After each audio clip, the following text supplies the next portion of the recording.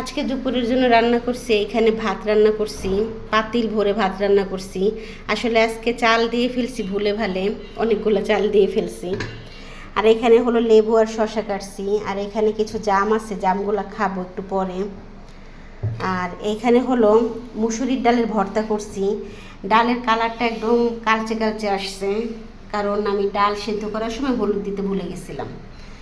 তো কি আর করার, কিছু করার নাই, যাই হোক। আর এখানে হচ্ছে পটল ভাজি করছি, আর এইখানে হলো গরুর মাংস রান্না করছি।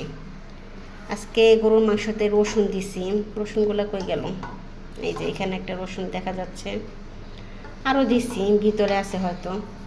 তো আলু দিছি আজকে মাংসতে, এটা হচ্ছে কোরবানির মাংস, অল্প একটু রান্না করছি। আর এখানে পটল ভাজি, ডাল ভর্তা।